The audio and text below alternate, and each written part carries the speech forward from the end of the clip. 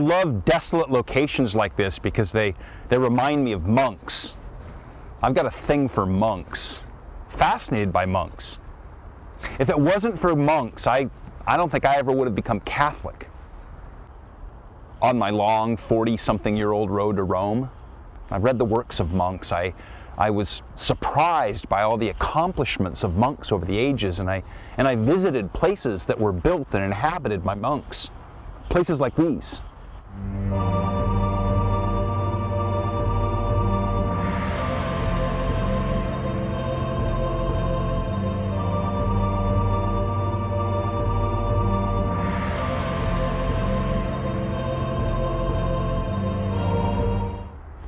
And all of that, it fascinated me, and it drew me like a magnet toward Catholicism. I needed to know what kind of church would inspire people like that, accomplishments like that, faith like that.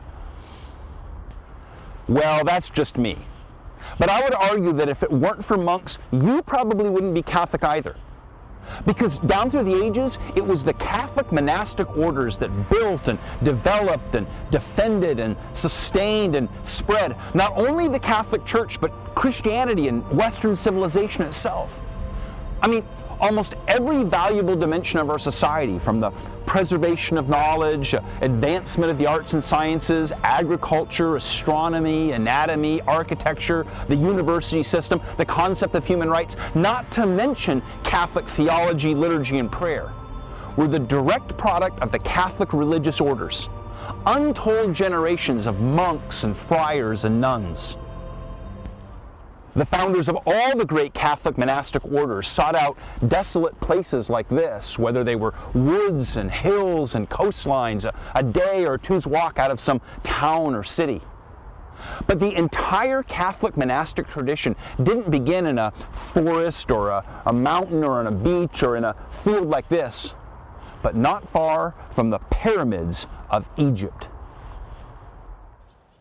I'm Greg Smith, and over the next year I'll be your guide around the world and back and forth through the ages as we discover the Catholic story and how the Church has preserved the faith once and for all given to the saints.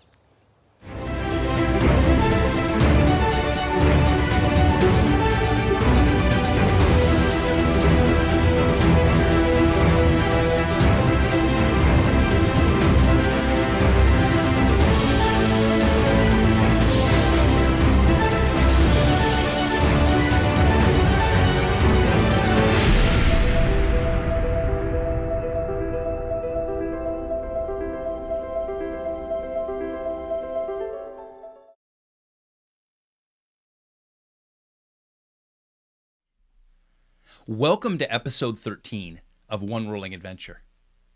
You know, most Catholics have heard of St. Anthony, but they get a little bit hazy if you ask them which St. Anthony, because it turns out that Anthony has been a pretty popular name throughout Catholic history.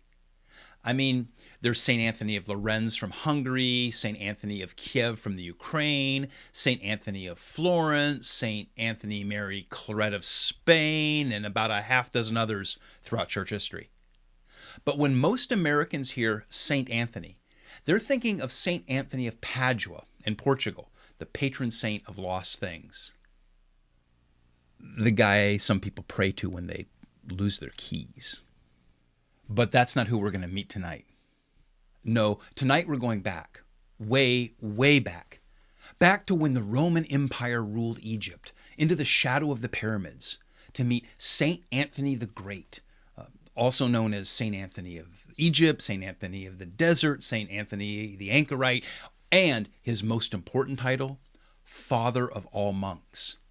Because it turns out that St. Anthony the Great was the flame from which the entire Catholic monastic tradition was lit. Well, let's begin by hearing his story.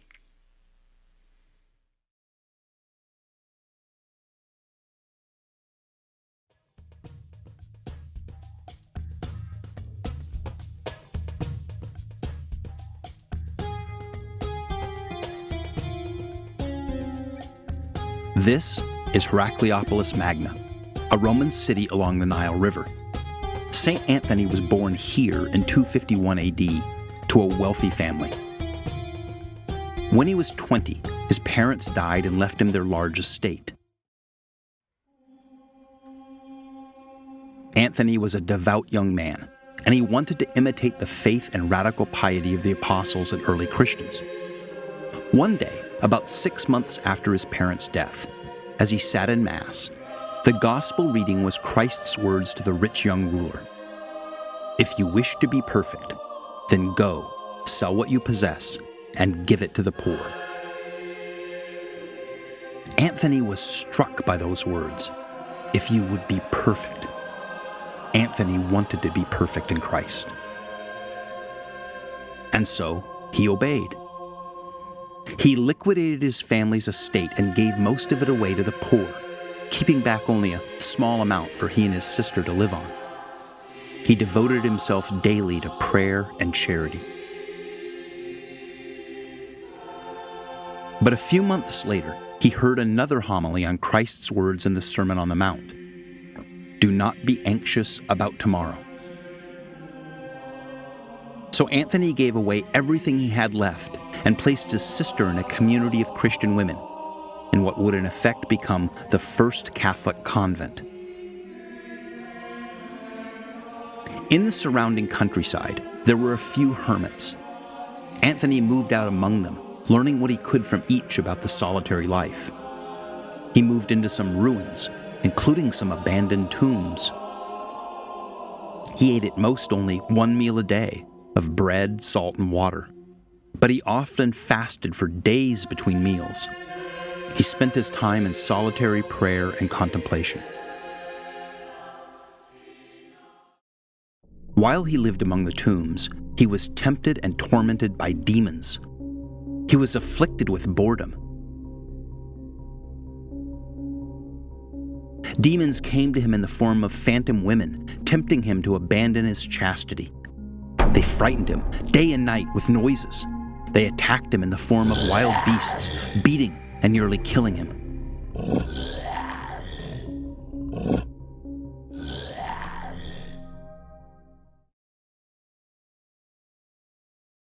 But a hallmark of Anthony's teaching was that it was only in knowing ourselves more deeply, in exploring the contours of our own soul, that we could find our way to God. The rigors of his life and the trials that he faced strengthened him and drove him higher up and deeper into the heart of Christ. After 15 years of this life, Anthony decided to move further out, deeper into the wilderness, further from civilization. And so he moved onto a mountaintop, into an old abandoned Roman army fort. Occasionally, a man, a supporter, would journey out and toss bundles of food over the wall for Anthony. Anthony of the Desert became known far and wide as a holy man, a model of life, and someone whose prayers were powerful. So Christian pilgrims began to seek Anthony. Some asked for prayer, some asked for advice, some wanted to join him and become his disciples. Eventually, a small community of imitators surrounded him and begged him to come out of the fort and guide them.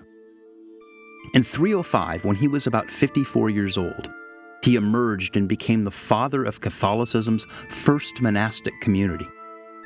He organized them, gave them structure and direction.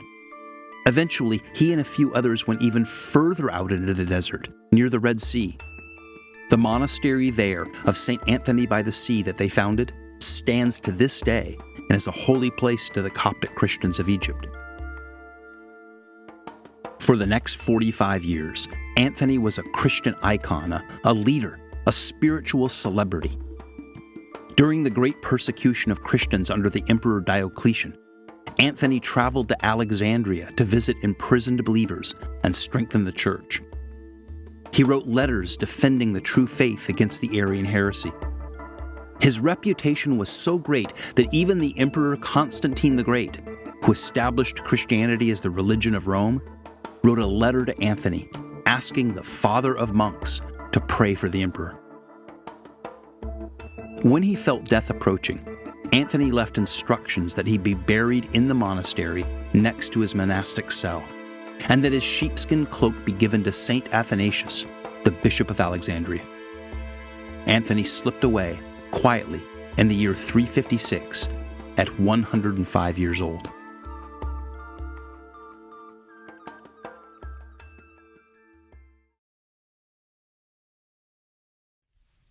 Well, now that you know the story of the saint, it's time to discover the story behind the saint.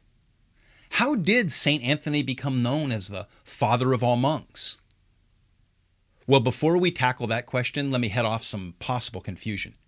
Throughout most of this episode, I'm going to use the term monk in a generic sense for cloistered religious men and women, especially in the Benedictine tradition, which is what I think most of us picture whenever we think of monks, which truthfully isn't very often. You know, the Catholic Church has a great variety of religious orders that developed over the centuries with brothers and sisters and monks and nuns and friars of all sorts.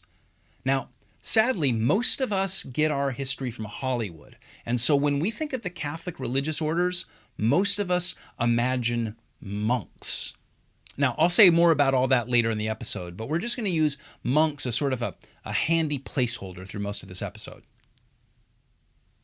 So, how did an Egyptian Christian who walked out into the wilderness outside of a Roman town along the Nile become known as the father of all monks, igniting the entire Catholic Christian monastic tradition? Well, to make sense of that, we must remember that in its first 2 centuries, Christianity was largely an urban movement. I mean, St. Paul and the other apostles spread the faith from Jerusalem to the great cities of the ancient world, Antioch, Athens, Corinth, Alexandria, Ephesus, eventually even to Rome. Christians lived and shared their faith in urban environments, and bishops shepherded their flocks from cities that functioned more or less as network hubs in the vast Roman system of trade and communications. If you're curious about all of that, I described most of it in episodes 7 and 10 of One Whirling Adventure. But Anthony walked away from the urban culture of the empire and the hustle and bustle of city churches, and what he found in the wilderness inspired future generations to do the same. Personally, I first got excited about this whole topic when I visited the monastery of Skellig Michael back in the 1990s. Skellig Michael is a collection of stone huts shaped like beehives that hang on the edge of a cliff on an island that juts out of the Atlantic Ocean 12 miles off the westernmost coast of Ireland. In fact, for centuries, it was the westernmost point of Christendom. It was effectively the church on the edge of the world. And I remember as I sat among those huts, I was just overwhelmed by the radical devotion of the monks who had lived there, in the sky, among the winds and surrounded by the waves. And so I began researching, what had motivated them to live their faith in that radical of a fashion. And as I did, I discovered that they were inspired by someone named Saint Anthony and the other desert fathers. And I read that how the Irish monks of the Middle Ages wanted to imitate the lives of Saint Anthony and the desert fathers. But since they were in Ireland, they didn't have a desert. The desert they had was the sea, and the lonely island off the coast was effectively their wilderness. And investigating that, digging into that, who St. Anthony and the Desert Fathers and the Church Fathers were, led me to investigate Catholicism, which, led me down a road to Rome, which led me to this episode. But if you're wondering, like I did, why did so many generations of men and women go out into the wilderness to live the monastic life, whether it was, in the desert or over the sea or on a mountaintop somewhere? Well, if you're curious about that, here's a short film to try and explain it.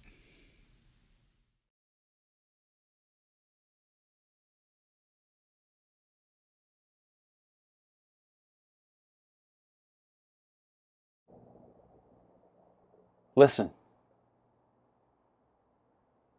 What do you hear? Nothing?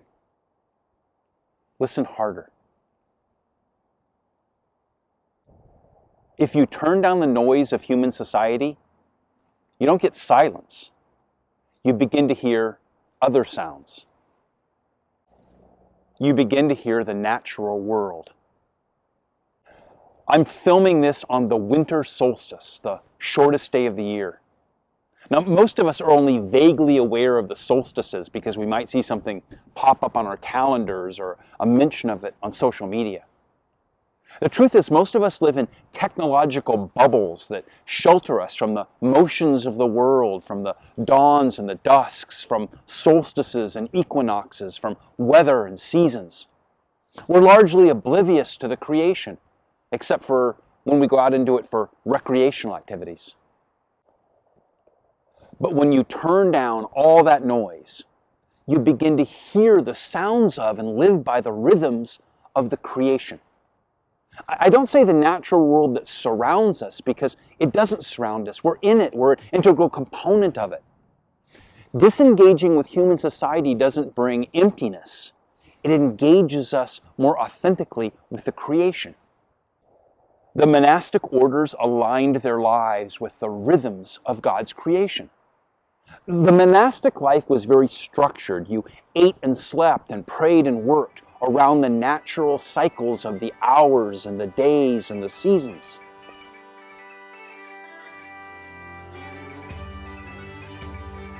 The Irish monks who lived in the beehive huts on Skellig Michael were fully integrated into the natural order. The tides and the storms, the puffins on the rocks around them, the Milky Way stretched over their heads.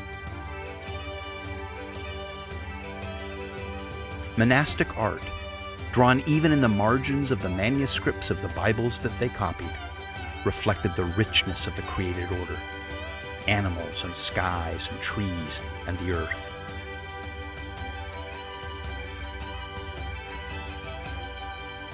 Francis of Assisi taught the Catholic tradition to appreciate the animals that the Lord made as our fellow creatures. An anonymous Irish monk, copying his biblical manuscripts in an abbey in the 9th century, once penned a poem about his companion in the scriptorium, a cat named Pangur Ban.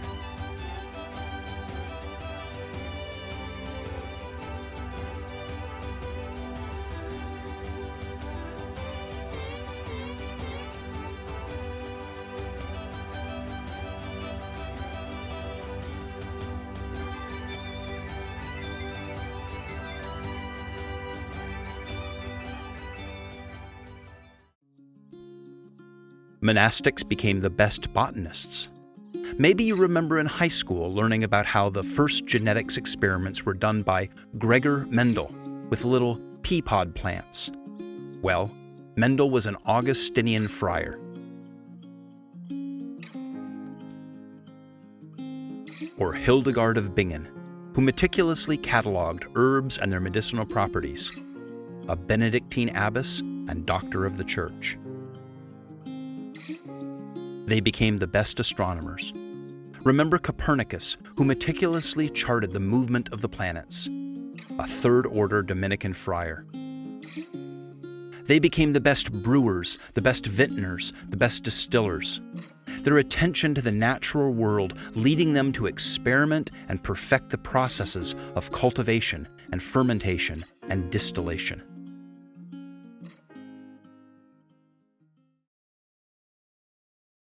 But if you turn down the noise of human society, you also begin to hear the sounds of the supernatural world. You see, as creatures living close to the natural world, the monastics were also attuned to the landscape that overlays this world that we can see and hear and touch. In the book of Romans, St. Paul says that the creation itself is groaning under the weight of sin. And Scripture speaks over and over and over again about the great cosmic drama, the conflict that rages around us that we can't see or hear because of all of the noise and distraction of our lifestyles. St. Paul also says that our struggle is not with flesh and blood, but with powers and principalities, with spiritual forces. St. Peter says that our enemy, the devil, prowls about like a roaring lion, looking for someone to devour. And we can't hear his roars because our ears are full of human noise. You see, St. Anthony went into the desert so that he could better see and hear the supernatural world. And he did. The Temptations of St. Anthony became a genre in Catholic art. The great painters tried to capture what he experienced in the wilderness, endless afflictions and temptations by demons. The question we should be asking is whether his trials were unique. Was Anthony tempted and afflicted because he went into the desert? Or did his life in the desert only reveal to him the temptations and afflictions that we all face, but can't recognize because of all of the flash and noise around us at all times? The monastic tradition is full of these experiences of how the wilderness makes clear the supernatural realities that we on a daily basis ignore. But the supernatural isn't all bad. You see, the monastic life didn't just reveal the forces of evil around us, it also made clear the greater forces of truth and goodness and beauty, of the redemption and the salvation of the universe.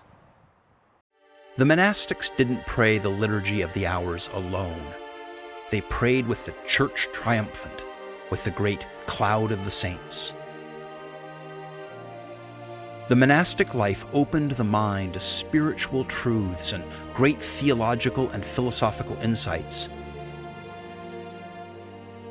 It exposed men and women to heavenly realities and how they move upon the earth and in history. Francis of Assisi received his stigmata in the wilderness of Mount Alverno. In the isolation of prayer, Hildegard of Bingen and Catherine of Siena received prophetic visions and advised popes about how God was moving through the events of the day. Saint Dominic was given the rosary as a weapon against heresy. Joseph of Cupertino flew, and Clare of Assisi could see great distances. If you turn down the noise of human society, you see and hear the natural and the supernatural orders more clearly. But that only draws you deeper in and higher up to the creator of it all. In the entire Catholic monastic tradition, there's probably no greater expression of this progression from the natural creation to the supernatural realities, to the creator from whom it all springs, than St. Francis of Assisi's great prayer, the Canticle of the Creatures. Most high, all-powerful, good Lord, yours is the praise, the glory, and the honor, and every blessing. Praised be to you, my Lord, with all your creatures, especially Sir Brother Sun, who is the day through whom you bring us light. Praised be you, my Lord, through Sister Moon and stars. And praised be you, my Lord, through Brother Wind, through air and cloud, through calm and every weather by which you sustain your creatures. Praised be you, my Lord, through Sister Water, so very useful and humble, precious and chaste. Praised be you, my Lord, through Brother Fire, by whom you light up the night. Praised be you, my Lord, through our sister, Mother Earth, who sustains us and directs us, bringing forth all kinds of fruits and colored flowers and herbs. O praise and bless my Lord, thank him and serve him humbly but grandly.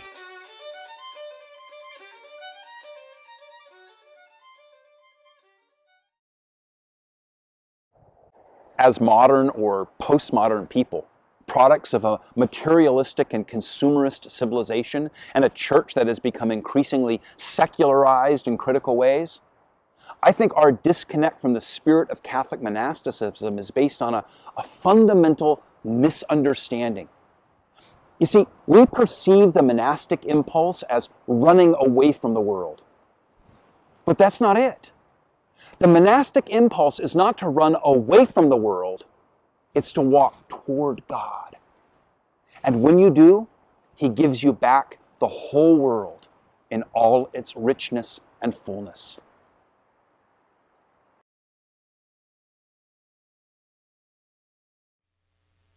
During the century after the collapse of the Western Roman Empire, St. Anthony became an inspiration because he had proved that people could, in fact, live an authentic Christian life and walk toward God in the midst of a corrupt, world that felt like it was rotting all around them.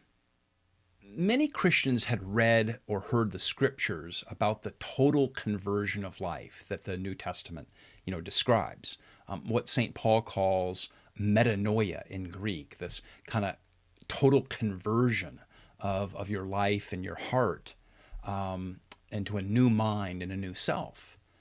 And they ask themselves, well, how does one sort of practically live out the principles of the Sermon on the Mount when it feels like the entire civilization around you is just crumbling and falling apart, and that what culture does remain is just vain and empty and meaningless, and it feels like it's just sort of pulling you down like quicksand?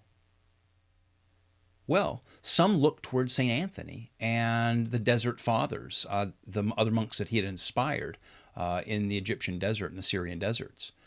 And in the midst of a collapse, they had proved essentially that in the midst of a collapsing Roman Empire, it was possible to put God first. And they had, in a sense, blazed a trail for others to follow. And so others did follow. One by one, hermits began to appear and to imitate, Anthony here and there.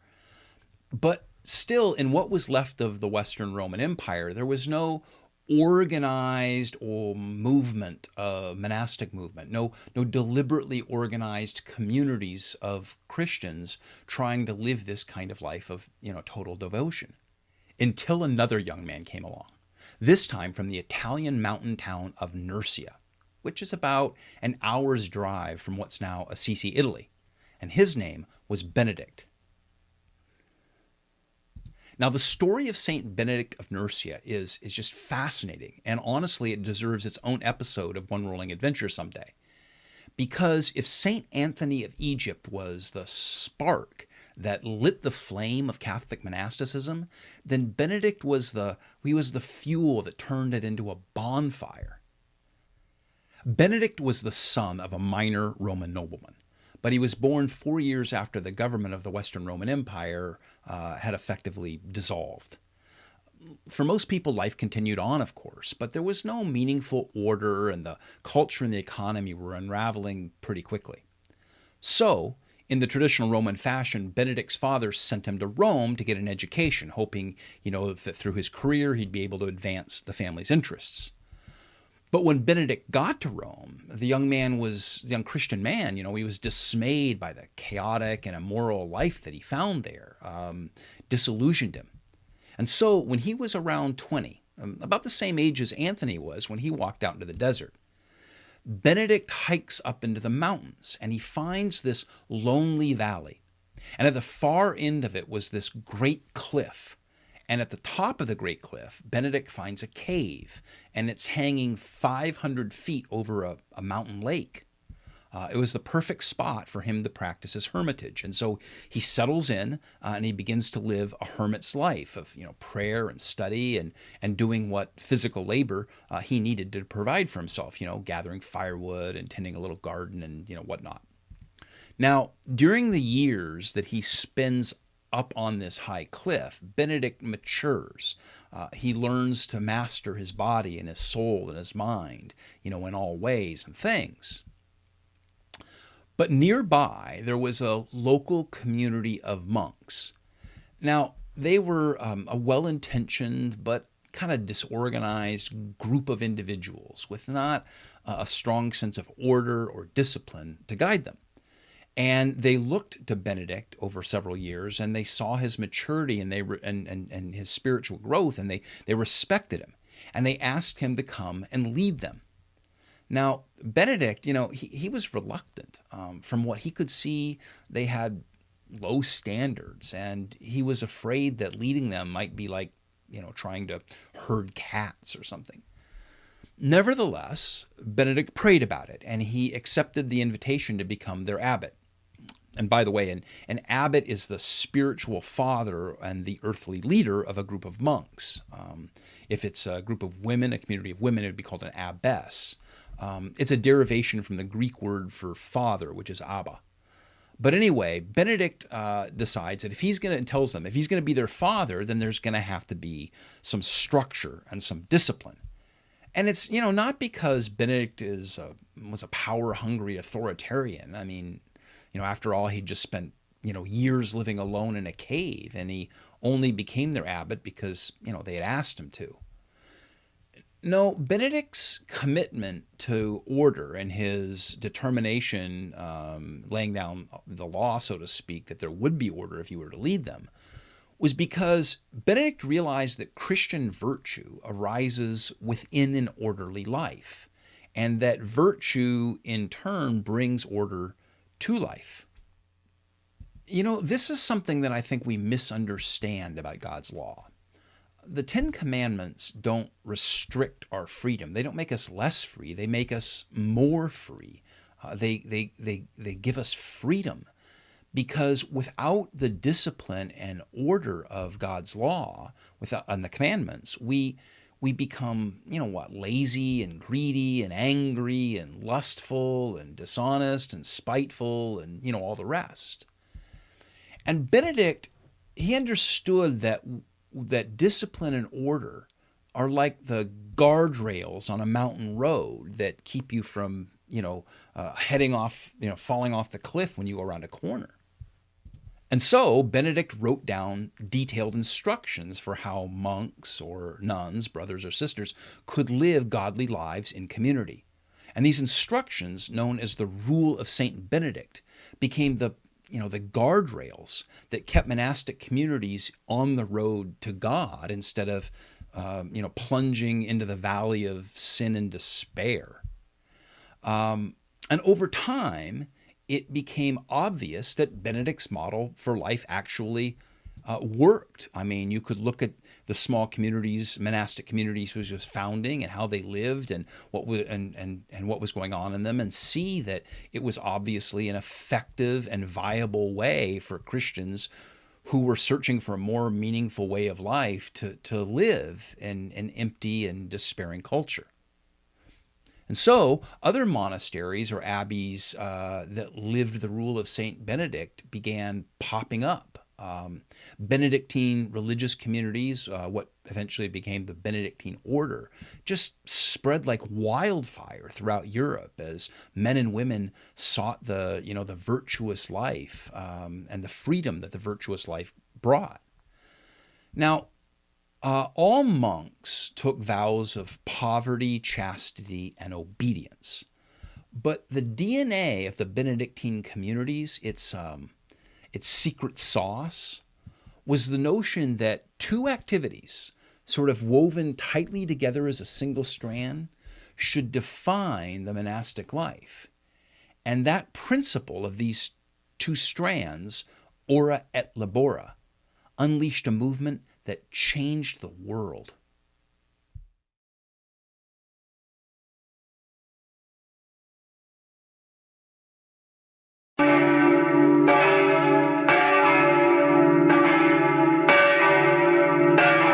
Throughout much of the church's history, the monasteries and abbeys were full of workshops, producing products, surrounded by cultivated fields, generating profits and large buildings. How is this possible? Saint Benedict of Nursia, founder of the Benedictine community, prescribed a rule for life in the monastic communities that he founded. The rule was, well, a set of rules that regulated all of the details of daily life: the organization of the monastery, the schedule of liturgy and prayer, various job descriptions, how time and resources were to be spent, how meals were to be consumed. But the guiding principle of it all was a Latin phrase that became a motto of the monastic life: ora et labora. Pray and work. Saint Benedict saw prayer and work as twin partners in a holy life, a rhythm of prayerful worship and productive labor interwoven throughout the hours of the day, throughout the seasons, throughout a holy life. The rule of St. Benedict prescribed a schedule of 8 gatherings for communal prayer every few hours throughout the day and night. They were called the canonical hours: lauds just before sunrise, then prime an hour after the sun rose, then terce about mid-morning, then sext at noon, nons at mid-afternoon, vespers at sunset, and compline just before bed. Then they were to wake up in the middle of the night for matins. At each of these canonical hours, the monks would gather to pray and chant the Psalms, and take Mass at one of them. In the few hours between these canonical gatherings, they worked, because Benedict had no patience with lazy monks returning to bed between services.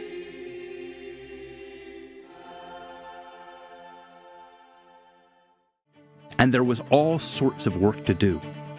The obvious cooking and cleaning and maintenance of the facility, growing food and whatnot, but also specialized work, brewing beer or making wine or cheese or some other crafts that could be sold, with the revenue supporting the community.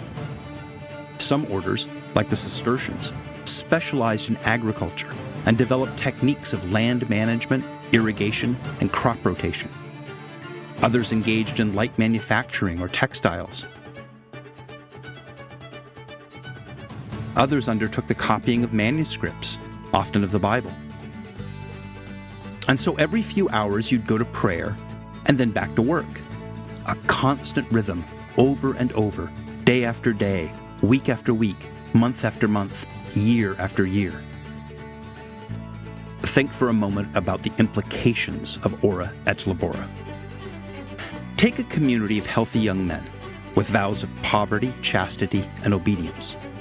They don't smoke. They don't drink to excess.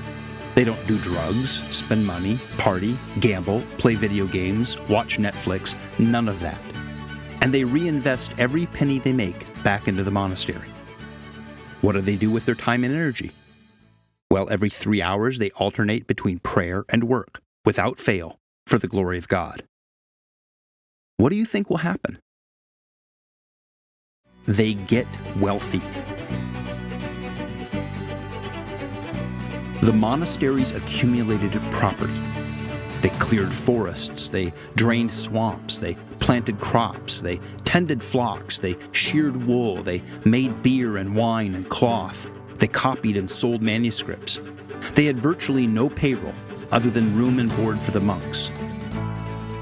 They were productive living machines, like colonies of holy ants or hives of godly bees. They lived to give glory to God by getting things done.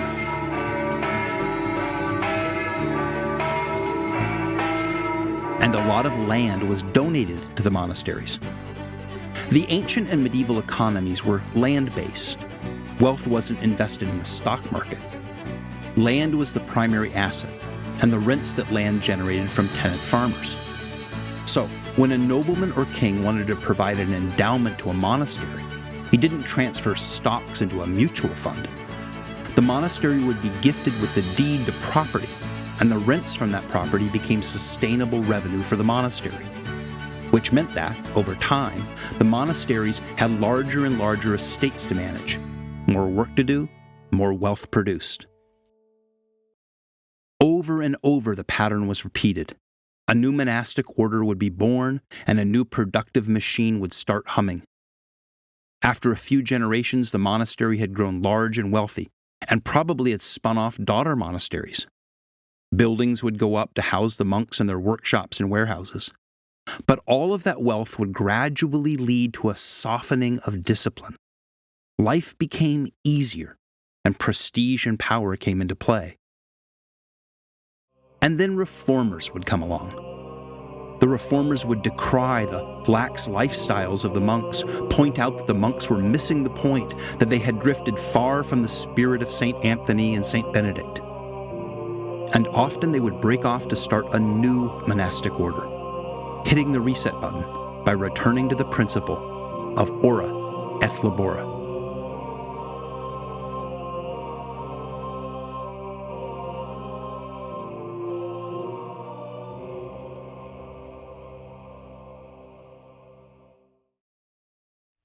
As I mentioned at the beginning, I've been using the term monk in a generic sense throughout this episode.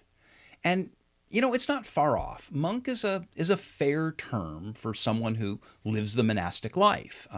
Truthfully, Anthony and the Desert Fathers were monks. Saint Benedict and his followers were monks.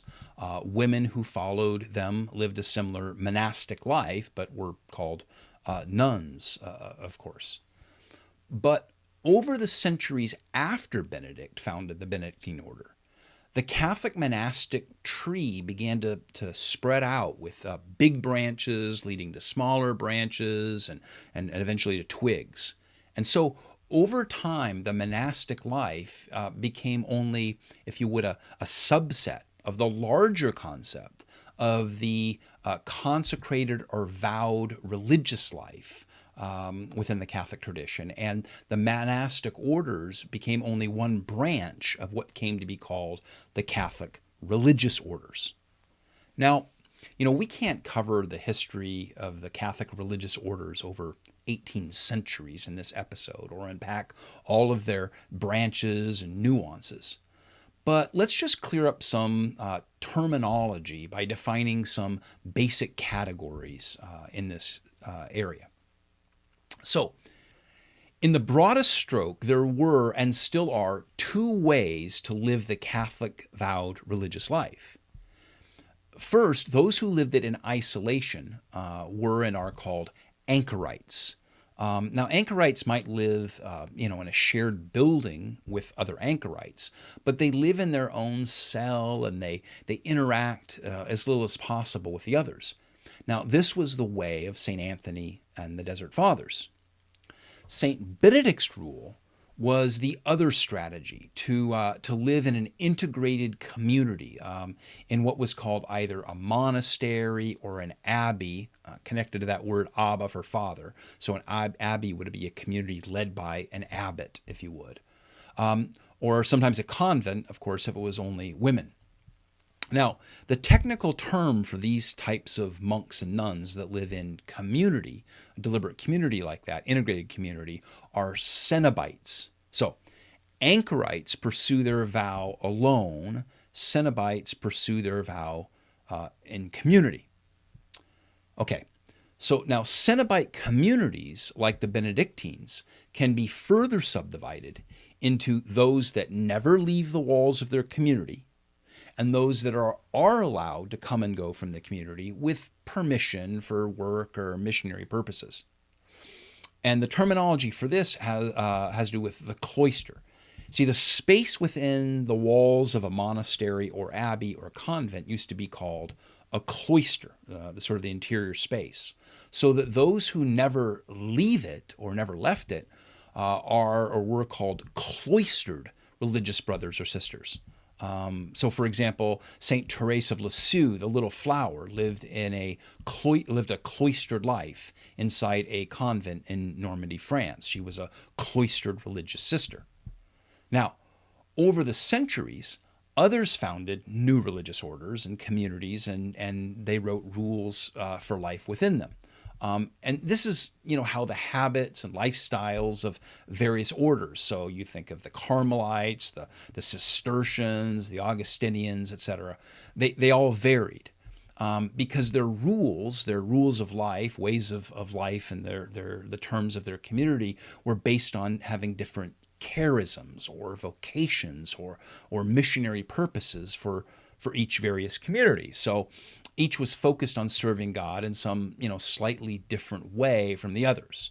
And so the rules of their communities reflected and directed them along those paths. So, for example, the Carmelites pursued contemplation, and the Cistercians had a knack for agriculture, and the Knights Templar for fighting or whatnot.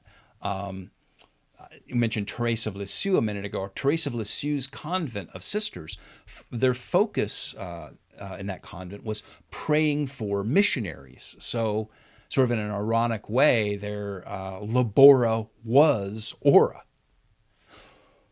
Well, all of those would be called monks or nuns, living the monastic life in some particular flavor or another. But over time, the Catholic Church eventually developed religious orders that didn't live monastic lives. So, St. Francis of Assisi and St. Dominic of Spain introduced entirely new dimensions, or together an entirely new dimension to the religious life. You see, both of them believed in ora et labora, of course. They believed in prayer and work. But they didn't want their work, or the work of their brothers, to be farming or brewing or copying manuscripts or whatnot. I mean, all of those activities, of course, were necessary to provide income to sustain the needs of a fixed community, as we just saw in the last short film. So Francis and Dominic, they didn't want their followers, though, to live in fixed communities that would become wealthy enough, or wealthy through work, as we saw in the last film. They didn't. Their brothers, the Franciscans and the Dominicans, wouldn't have, by intention, elaborate monasteries or abbeys that had to generate revenue.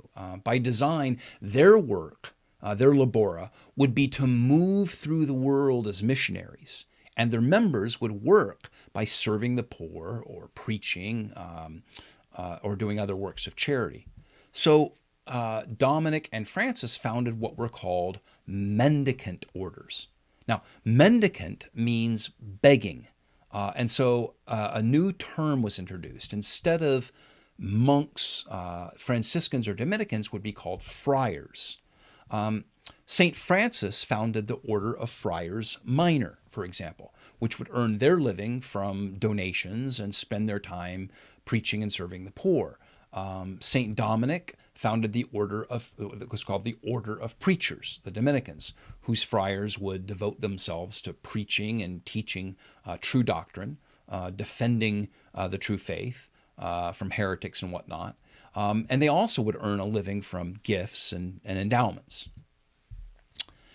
And then from there, the branches continued to develop sub-branches on the sort of Catholic tree of Catholic religious orders. So Carmelites, like Teresa of Avila, for example, became disappointed with the worldliness of her sisters. And so she helps found the Discalced Carmelites, which literally meant those who wouldn't wear shoes, symbolizing their more complete commitment to poverty. The Cistercians, for example, gave birth to the Trappists, who practiced a stricter, more cloistered life. And then there are the Jesuits, whose story is so unique that, they're going to deserve an episode of their own at some point. But what happened to the great monastic orders? Where are they today? Well, in the English and eventually American culture, all of this began to sputter and die out under the forces of the Protestant Reformation and modernity. When King Henry VIII of England broke with the Catholic Church during the Reformation, he outlawed monasticism and he seized the monasteries and their lands. Catholic monasticism in England never really recovered. And since America was largely founded on an English cultural and religious and economic model, Catholic monasticism has never really taken hold here, except among immigrant communities. And by the way, you can go back and watch episode 11 of One Whirling Adventure to learn about Mother Cabrini and the Missionary Sisters of the Sacred Heart and their work among Italian immigrants in the early 20th century, for example. Now, the French Revolution on the continent did something similar. Monks and nuns were executed, murdered. Their property, the abbeys, were all seized and destroyed and repurposed. And so monasticism in France also has never really fully recovered from that. But today, according to the most recent statistics that I could get from Georgetown University, the number of religious brothers and sisters in the United States has fallen by more than 75% since Vatican II in the late 1960s. Today, there are less than 4,000 religious brothers of any kind in America. some of us might occasionally meet a Franciscan or a Dominican friar or a Jesuit priest, probably at a Catholic college. But even that's become, pretty rare. Most Americans will never in their lives meet an actual Benedictine monk or nun living a cloistered or semi-cloistered life according to the ancient rule of Saint Benedict, unless we make the extraordinary effort to visit a monastery or abbey, and there's only about 3 dozen of those left in the entire United States. And with at most a few dozen brothers or sisters in each. At the beginning of the 21st century, in all of America, there are probably not more than 1,000 monks living the old way, the deeply Catholic life of ora et labora. And that ought to make us think and maybe even pray.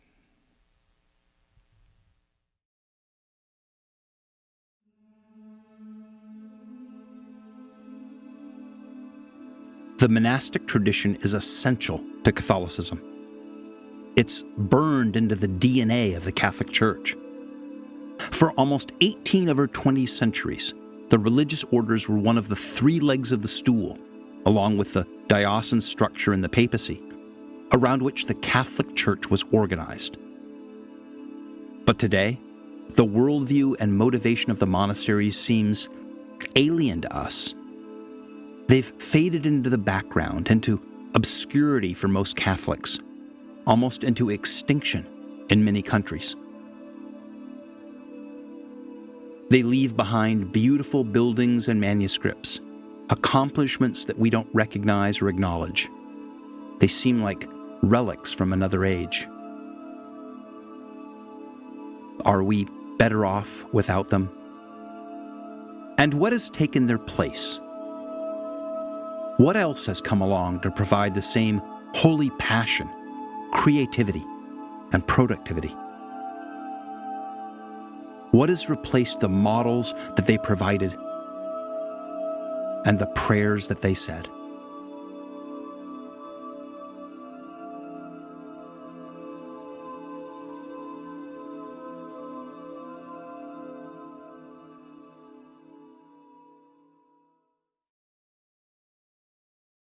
All the major founders of the Catholic monastic tradition, Anthony of Egypt, Benedict of Italy, Patrick of Ireland, Francis of Assisi, Dominic of Spain, the anonymous founders of the Carmelites in Palestine, they all form a pattern.